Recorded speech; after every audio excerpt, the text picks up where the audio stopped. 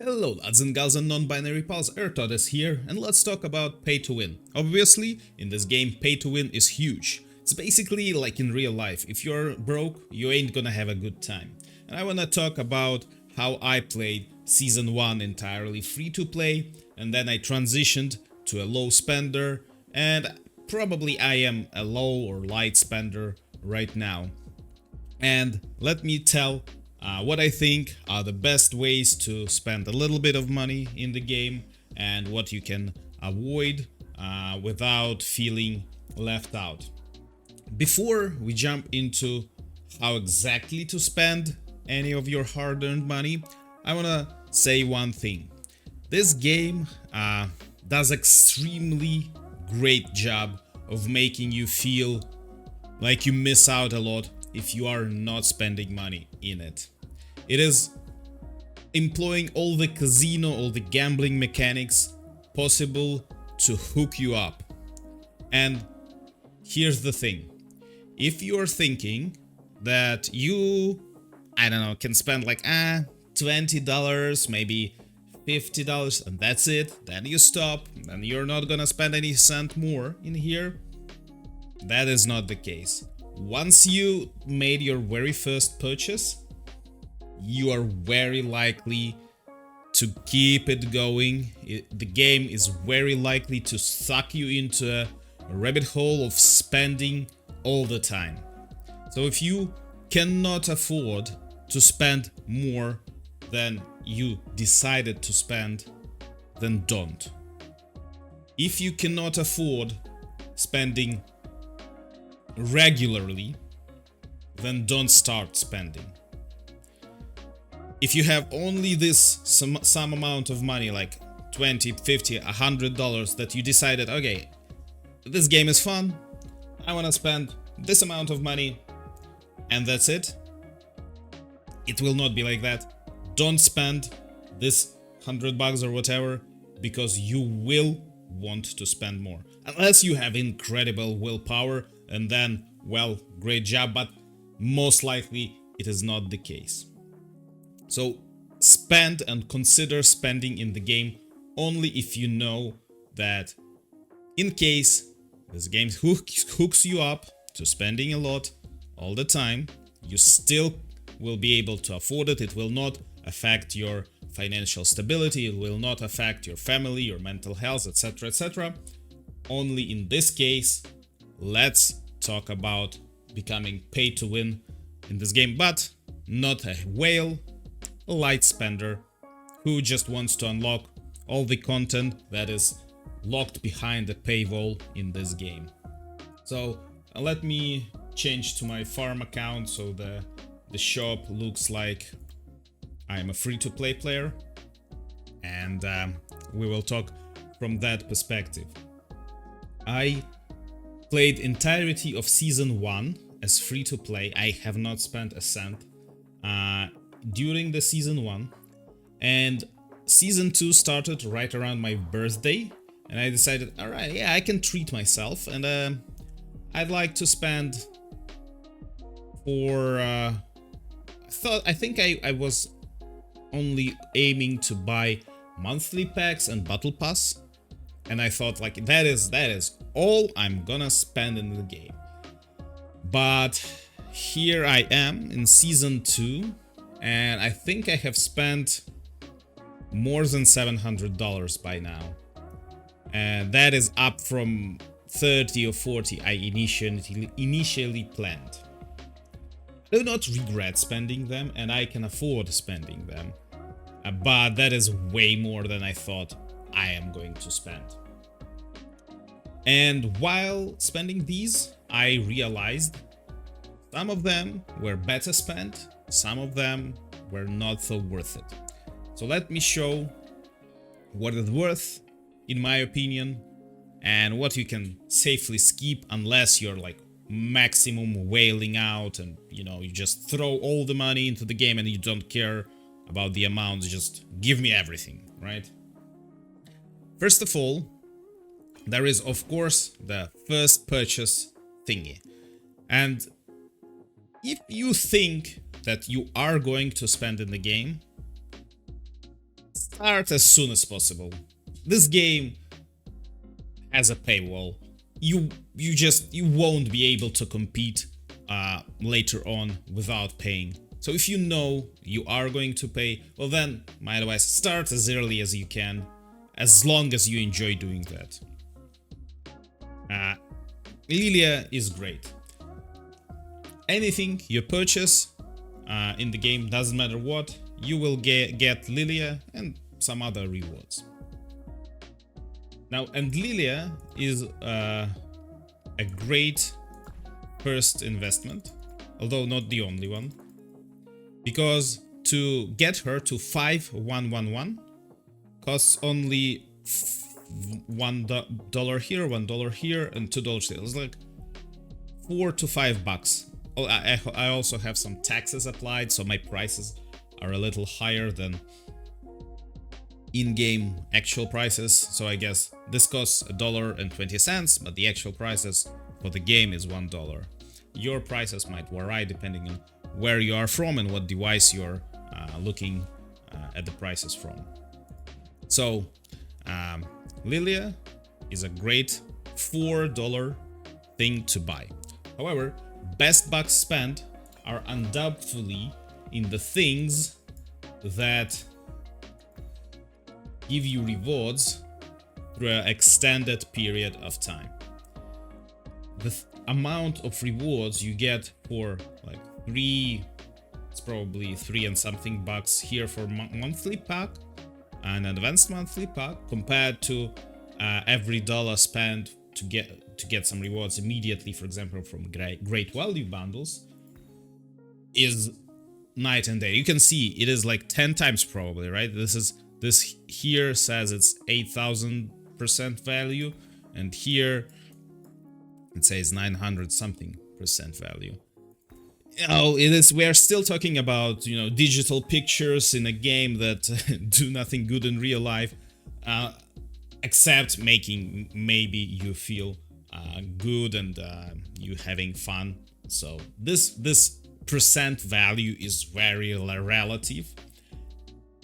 Keeping that in mind, monthly packs is a great way to spend very little money in the game and get huge rewards. Now, unlocking Growth Fund is also something I recommend doing, because over time it will give you insane amount of gems. You can see like it costs $10, and I guess the 20% applied makes it $12 for me. But you get only last few levels, it is over 66,000 gems, and there are like lower levels as well, which means it is more than $100 pack here with the first purchase bonus. So speaking in-game value of things, 25,000 gems worth $100 if you calculate them like that. However, if you do a first purchase, it is 50,000. So basically you're getting, for $10 you're getting gems worth more than $200. But of course you will get them as soon as you unlock level 25 Town Hall. So this is another way to get huge rewards spending very little money in game. Then we also have, of course, Battle Pass, and that is this little thingy inside room. You can get this level if it is your first purchase, I believe. You can get this better tier that also unlocks 10 levels and increases your XP gained for the same price as the base level. And I guess if it is your very first time spending money, then of course you wanna get the beta tier, since they are priced the same for you. And this for $10 is also incredible amount of rewards, with a legendary artifact in the very end. Although this season it is worse than this could be just like Kurata Thras or some gathering artifact, but Dragon Rift Total crap. Anyways, rewards you get over time by playing the game actively for $10 are great. And this is a great way to spend $10 in the game and get huge rewards. Keeping in mind, it's all digital pictures, and you gotta spend the money only if it makes you feel good, and if you can afford that. Now, after all that have been dealt with, the monthly packs, the battle pass, Lilia first 3 levels that cost $4, and the growth fund. This is the basic, this is the minimum you can buy to get maximum out of your money. After that, everything else costs a lot more per value, in-game value you get. Wrong button. Next thing that you will look to are the daily deals things. So obviously you want to buy all bundles at once because they all cost as the highest one alone. Buying them together is $3, probably 3 and something, or maybe it's just the tax and it's exactly $3. Anyways, but these are bought daily. So I've been playing the game. Okay, I actually can check with my farm account. So I guess it's like something like -9 days or something. So for 90 days, most likely, I have been playing this game with while buying daily deals, meaning it totally cost me already about $270. So yeah, it does cost only $3 a day, but it is a daily expense. Keeping that in mind, it allows you to level up your legendary hero skills, but very often you will get just one legendary head for your $3. Sometimes you could be lucky and roll like double-digit number, but it is so rare. People share screenshots in the Alliance chat when this happens, and everybody goes like, congratulations, dude, good luck. But yeah, that is another thing you want to get, but mostly you want to get it because of the gems and because of the legendary tokens. Everything else it gives, I mean, it is good bonus. It gives some resources and speed ups and silver keys or whatever, honor points, but that is not impactful. You are looking for the gems and you are looking for the legendary hero tokens. There are also some rewards and like a cashback for every certain amount of gems that you spend. You get some extra bonus, which is nice, but it doesn't affect how much you wanna spend as a low spender. Although, I mean, it does motivate you to spend more, and those are seasonal. So to get the maximum reward out of this cashback kind of thing, you gotta buy stuff for 18,000 gems during the season. You don't need to rush that, just spend at your own pace. Now, there are pop-up windows during the game. Whenever you level up a hero, whenever you level up an artifact, when you are building certain buildings, when you reach certain milestones, there are pop-ups that are time limited, and they suggest like during next hour you can buy this crap for this price. Great deal. Sometimes they are actually a great deal, but unless you're wailing out on the game, I skipped almost all of them.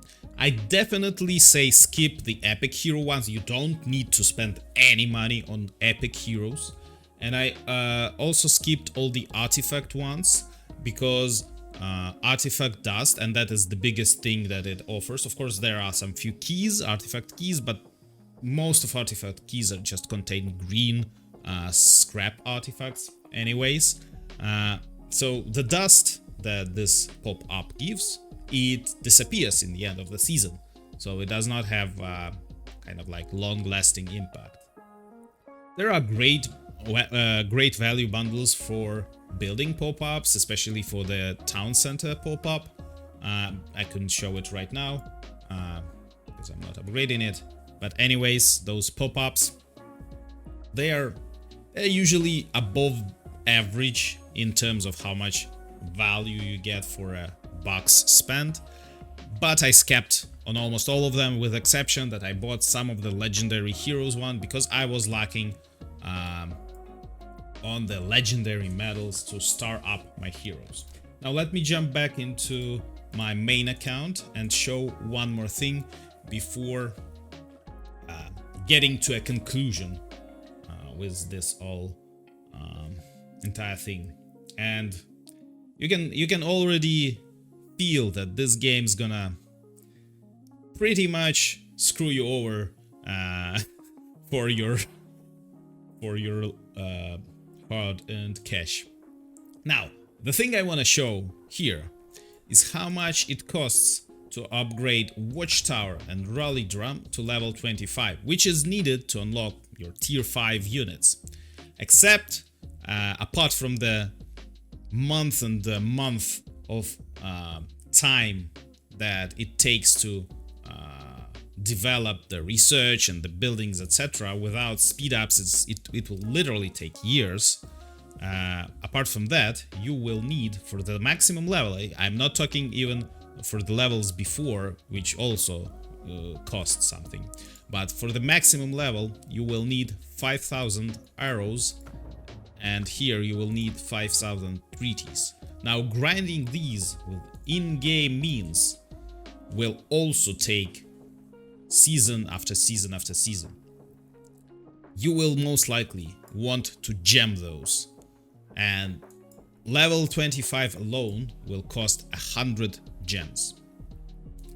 This means you are very likely to be willing to buy large gem hoard at some point, maybe other ones as well.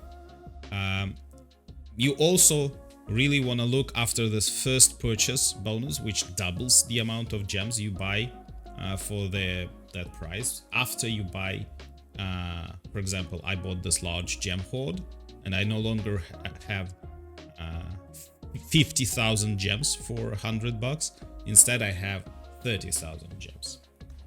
But yeah, those two things are super expensive and they are paywalling you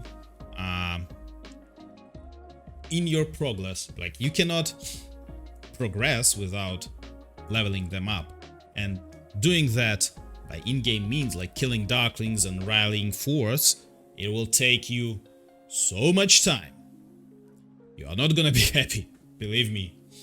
So if you decide to spend in the game, make sure you have some saved for those big expenses. Once you reach the point where you wanna shoot for tier 5, you'll have to spend quite a penny to get through those level 25. And moreover, apart from the cost of rally drum, treaties and sentinel arrows for towers, you will have to upgrade every one of your buildings to level 25, and that costs another 2,000 gems per building. And I think it's like around 20 buildings before everything's upgraded and you can proceed with research and stuff like that.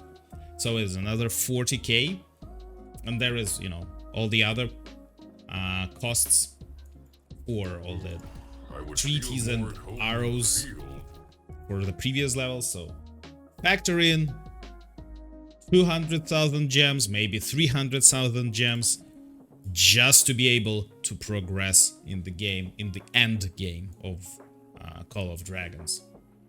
This is huge amount of money, and the game really encourages you to spend it.